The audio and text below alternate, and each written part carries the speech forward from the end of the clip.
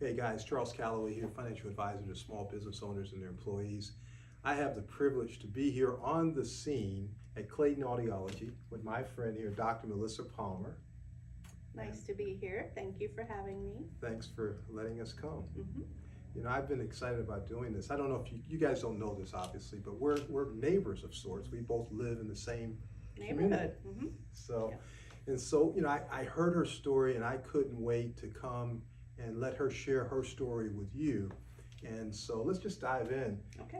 You know, I guess the first thing, I'm always curious as to how people come to the place and say, you know, this is what I want to do for a living. Mm-hmm. When did that happen for you?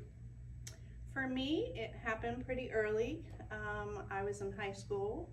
I took a sign language class, and the instructor had hearing loss and taught us a lot about his struggles in life.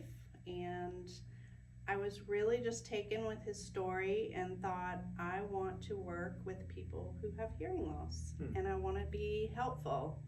I wasn't sure in what capacity at that time, so I started doing a little legwork and decided I wanted to teach deaf children, and so I pursued a career in deaf education initially. Mm-hmm.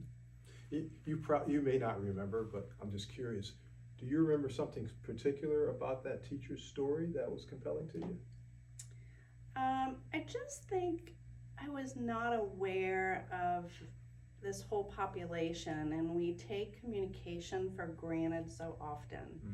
And the struggles he shared early on, going to school, having to try to learn with hearing loss was really a struggle, and that just really spoke to me. And I thought, this is something we kind of get caught up in our day to day and assume, oh, we hear and we see and life is easy, but that's not the case for everyone. So the need that you were unaware of, right, and you became aware of. Mm-hmm.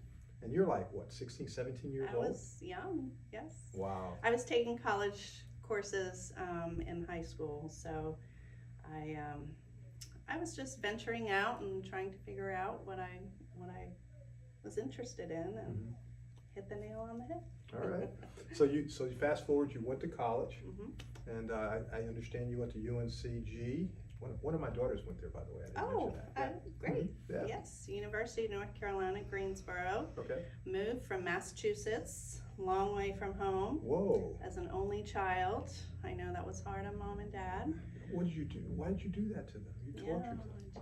I was ready to fly the coop and start on my own, and it was the best decision ever. I finally, 4 years ago, got them to move here too. But, really? That was a long sail, right?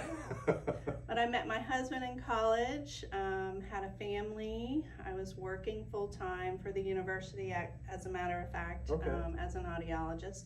I opened their hearing aid dispensing center. Focus for the students at the college? At college. Okay, but wait a minute, we're getting ahead of ourselves. Let's go back now. So you went, when you first started in school, yeah, you changed your majors, if I remember. Yes, I am jumping ahead. No, that's okay. That's just, but I don't want, so what was your major, and what did you change it to? So I started my career as a deaf education major. So I wanted to teach deaf children. Okay. I volunteered at the School for the Deaf, and I took several sign language classes. And can you still do the sign? Very minimal. You don't use it, you lose it. But I do have a few patients who sign, and I can get by. Okay.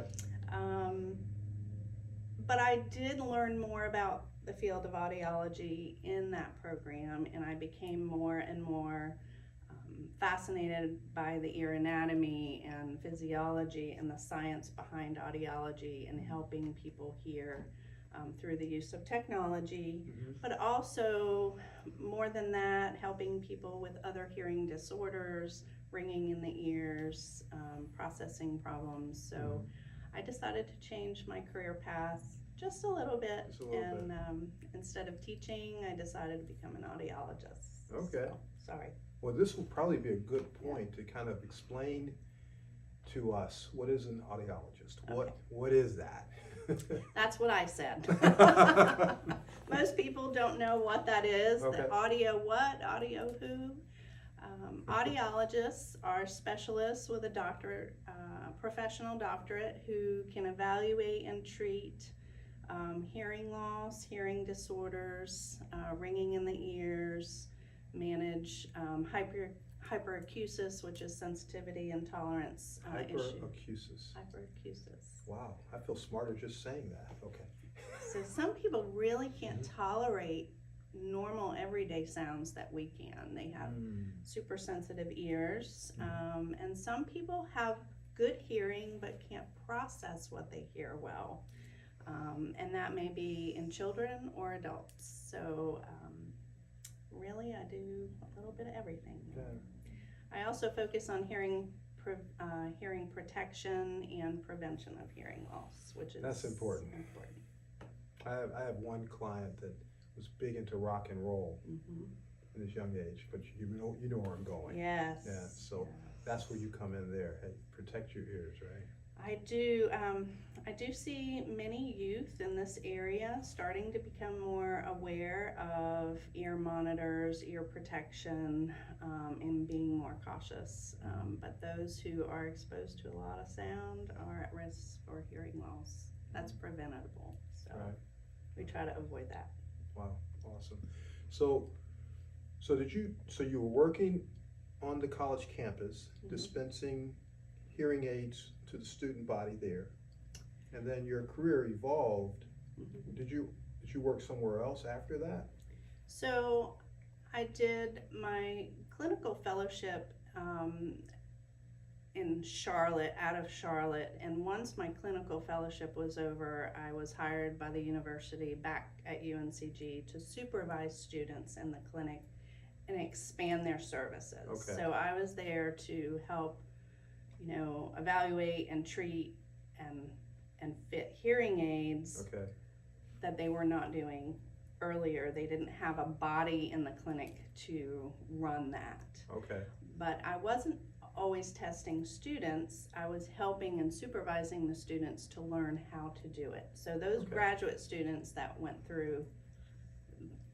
going through the program I went through, I was helping. So you're instructing the instructors. Instructing the grad students. Yes. I'm sorry. I didn't mean to demote them. No. Right. But it really helped. I know when I went through, we needed bodies to test. We needed ears, and by opening and expanding the clinic, and I was hired on a grant there. By opening and expanding the clinic, we were able to see more patients and give the students more education. Okay. All right. Well, guys, interesting story, right? I mean, you spark a passion for helping those who are hearing impaired, hard of hearing, and that evolves to going to college. She was really motivated, right? Because she ended up leaving home to go to a college very, very far away. And now we find, what we're going to talk about next time, though, we want to talk about how her career developed and how she first got the passion maybe to start her own business. So we'll do that next time.